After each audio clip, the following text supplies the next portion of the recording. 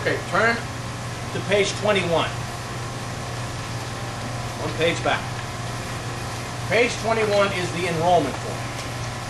Now, whether you are planning to participate or not, we need to have you fill this out. Because if you go right in the middle where it says salary deferral agreement, I elect to defer, I elect not to defer. Okay, if you're not going to defer, we need you to fill it out and elect not to defer. So folks, you can't make money any easier than somebody giving it to you. As a financial advisor, there is not a financial advisor out there that can earn you a guaranteed 25% return, guaranteed. So if you put 4% in, the company's giving you 1%. That's a 25% return right off the bat. That's free money. If you don't do anything else, at least do 4% rather than a dollar amount. If you are working hourly and you're getting lots of hours, hey, okay, it doesn't hurt you if you're using a dollar amount. If you're not getting many hours, things are slow, and you're on a fixed dollar amount coming out, it might hurt you. Whereas, percentage-wise, a low hourly week, 4% isn't going to hurt you. When you get a lot of hours, you can afford to put a little more in, 4% isn't going to hurt you. Okay? So 4% is your magic number. You can do more, you can do less. But if you do less, you're leaving money on the table. Okay? That's yours. But God only helps those that helps themselves, and if you're not going to put the 4 in, you're not going to get the 4 from Jefferson, or the 1 from Jefferson. Okay? All right, up at the top where it says employer plan name, Jefferson Wholesale, I don't need plan ID or contract number. Employee information. Statements are going to your home quarterly. We need to know where you are, who you are, where you are. Male, female, it's important, married or not married. We'll explain that in a moment here, okay? Date of birth, date of hire, closest to where you know. I don't have to know the exact day.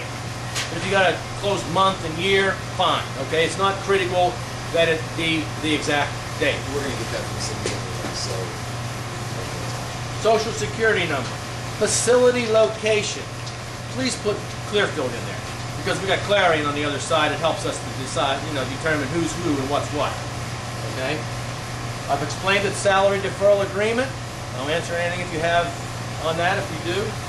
At the bottom, employee signature and a date. Okay? All right, let's move again to page 22. Not to belabor the point, but there's where you've got to choose how your money goes in. If you do not choose an investment, the default will be time-based. That's the default. And it will be the more conservative of the time defaults. So if you're not planning on retiring until 2025, 2020 is where we're going to put you, not 2030. Okay? Page 23. Beneficiary form. None of us are going to live forever. And if you pass away, this money has to go somewhere. We don't want it. Jefferson doesn't want it. It's your money. Where are we going to send it? We need a beneficiary. And you see, first one, over on the right, primary contingent. If you are married, your primary beneficiary must be your spouse. Even if you're in the process of a divorce, legally that person is still your spouse until the settlement. The divorce settlement is final.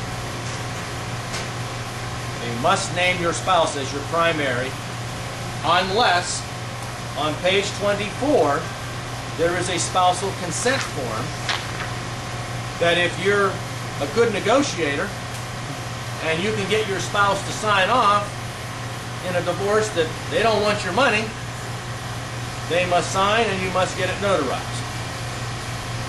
Then you can name somebody else. It doesn't happen very often. Okay, let's assume you're married. Primary is your spouse.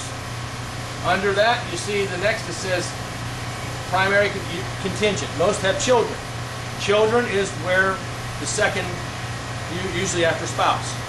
If you have multiple children and there's not enough spaces here, you can use a default to be divided equally among all surviving children.